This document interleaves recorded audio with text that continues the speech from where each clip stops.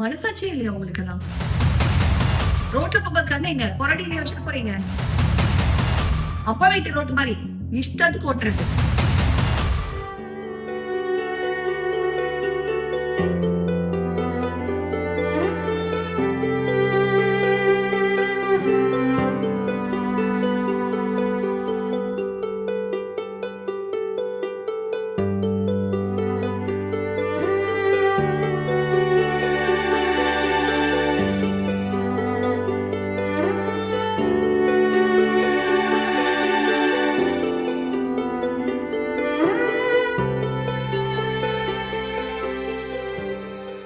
அனைவருக்கும் வணக்கம். நான் உங்களுடன் தமிழச்சி. இது சூப்பர். அப்ப ரோட்ல போறோம்னாலே சேதம் நம்ம வீட்டுக்கு வருவோம்னா அது சந்தேகம் தான். இந்த பிரபஞ்சத்துல உங்க மத்தியில இந்த உசுரை காப்பாத்துறது ரொம்ப சிரமம். நம்ம கீழே விழாம போனோம்னா அது நம்ம கையில இல்ல, ஆண்டவன் கையில தான் இருக்கு அப்படின்னு சொல்ல மாட்டேன். அடுத்தவன் கையில தான் இருக்கு. எனக்கு நிறைய வேலை இருக்குன்னு தெரிஞ்சுக்கிட்டு வலுக்கட்டாயமா உங்களுக்கு நம்ம உலகம் ஓட்டினா கூட பைப்ல தேடி வந்து அடிச்சுட்டு போறோம்.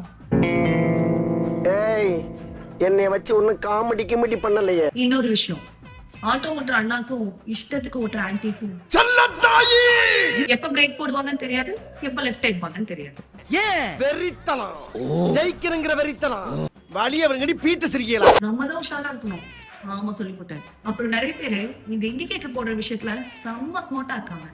ஏன் இத உனக்கு சொல்லி ஆகணுமா?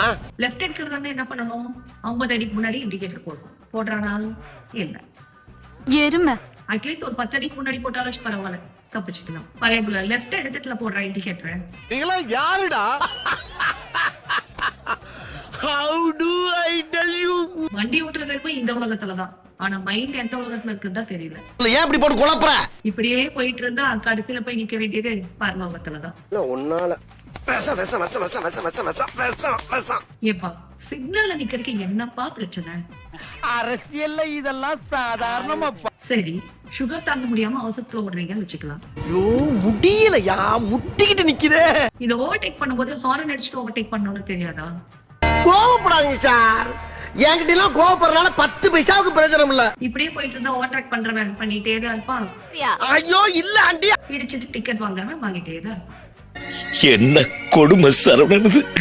இன்னொரு விஷயம், ஹெல்மெட் போட்டுட்டு வண்டி ஓட்ட சொன்னா போடு ஹெல்மெட்ட. ஒருத்தர் ஹெல்மெட்டை பெட்ரோல் டேங்க்ல வச்சுட்டு போறான், இன்னொருத்தர் பின்னாடி இருக்கிறவன் கையில கொடுத்துட்டு போறான்.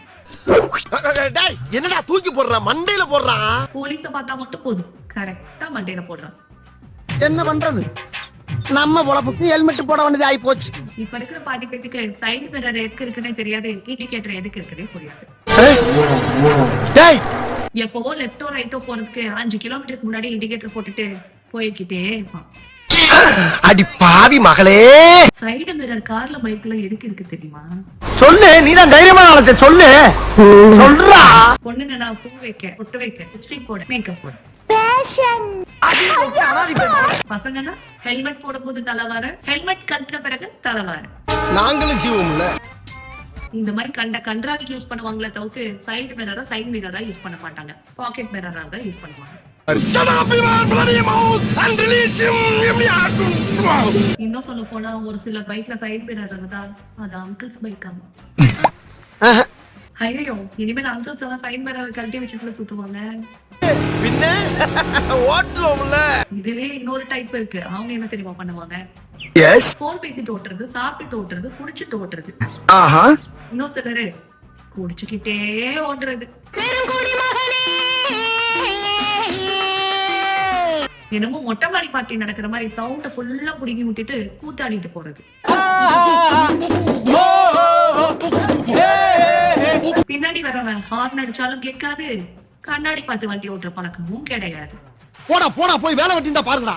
இன்னொரு டைப், உலகத்திலேயே வந்தா பெரிய ரேசர் தான் நினைப்பு. சந்த பந்துல கூட சதுர 100ல போவான், 100க்கு போன் அடிக்க ஆள் இல்லாம. என்னமோ எல்லாரும் இவனையே பார்த்து மயக்கிடுவாங்க நினைப்பு. ஒருவேளை அவன் ஸ்டென்ட்ட பார்த்து சூப்பரா போறான்ல, செம்மையா போறான்லன்னு புகழ்ந்து பேசுவான்னு நினைச்சிட்டாங்க.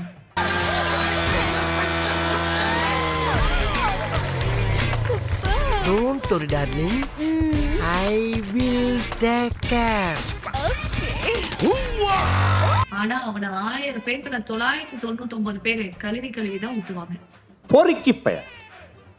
ஒருத்த மட்டும் வாவ் அப்படின்னு பாப்பான். ஏன்னா அதுவும் இதுவும் ஒரே பிரீடு தான். ஒருவேளை அவன் மட்டும் கீழே விழுந்தான்னு வச்சுக்கோங்க, ஸ்லோ மோஷன்ல எந்திரிப்பான். எந்திரிச்சு வண்டியை எடுத்து அங்கேயும் ஃப்ரெண்டு வீட்டை தூக்கிட்டு தான் போகும். ஏன்னா கெத்து முக்கியம் பிகலே அப்படின்னு நினைப்பு போல.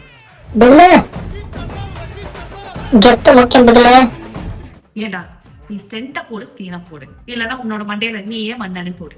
ஆனா உன்னோட பீலாக்கு வழியாடு, பின்னாடி வர அப்பாவியாடும், இல்ல முன்னாடி போற பூமர் மாடோதான் இல்லையா? அந்த பொறுக்கியை பார்த்து ஒரு வரிக்கு கெட்டு போய் இன்னொரு பொறுக்கியா மாறும். மர்க்கா சொல்லு. அந்த பொறுக்கியை பார்த்து ஒரு வரிக்கு கெட்டு போய் இன்னொரு பொறுக்கியா மாறும். மர்க்கா சொல்லு. இதுங்களால போலீஸ் ஸ்டேஷன்ல பொட்டலம் போட்டு நொறுக்கணும். அப்பதான் இந்த பொறுக்கி வரிக்கையெல்லாம் நொறுங்கும். இனிமே சாவகாசம் ஆகாதியா. இன்னைக்கு ஒரு நேரத்தை ஒதுக்கி வம்பு சண்டை இழுத்து அப்படியே கட்டி பண்ணிட்டு உண்டு அப்படியே கட் பண்ணிக்கிற வேண்டியதான். பேரண்ட்ஸ் சொல்லணும், எந்த ஒரு நம்பிக்கையில பைக் எல்லாம் வாங்கி கொடுக்குறாங்களோன்னு தெரியல. 9th 10th தான் படிச்சுட்டு இருப்பான், அவனுக்கு ரேஸ் பைக். பேரண்ட்ஸ் மட்டும் என்ன பண்ணுவாங்க, கத்தி எடுத்து கழுத்துல வச்சு செத்து போயிடுவான்னு சொல்ற பல்லிங்கோ நடுவுல.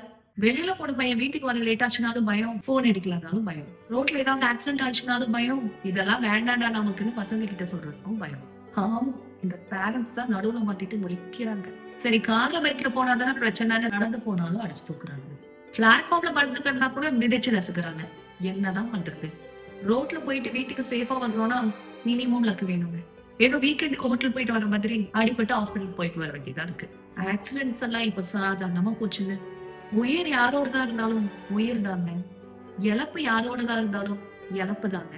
நம்மளுக்கு இருக்கிற மாதிரி அவங்களுக்கும் அப்பா அம்மா அக்கா தங்கச்சி பொண்டாட்டி பிள்ளைங்கன்னு எதிர்பார்த்துட்டு இருப்பாங்க இல்லையா? ஆனா யோசிச்சு பாருங்க, வெளியில போகும்போது உயிரோட போனவங்க திரும்பி வரும்போது உயிரோட வரலன்னா எப்படி இருக்கும்? நம்ம தெரிஞ்சோ தெரியாம பண்ற தப்புனால நஷ்டம் நமக்கே இருக்கலாம், இல்ல நம்மளால மத்தவங்களுக்கும் இருக்கலாம். உங்க கவனத்தை உங்களோட வெஹிக்கிள் பிரேக் மேல மட்டும் வைக்காம நீங்க சேஃபா வீட்டுக்கு வந்துருவீங்கன்னு நம்பிட்டு இருக்க உங்க ஃபேமிலி மேலேயும் கவனத்தை வச்சுக்கோங்க. சோ ப்ளீஸ் எல்லாரும் பார்த்து கவனமா போங்க. எண்ணம் போல் வாழ்க்கை. நன்றி, வணக்கம்.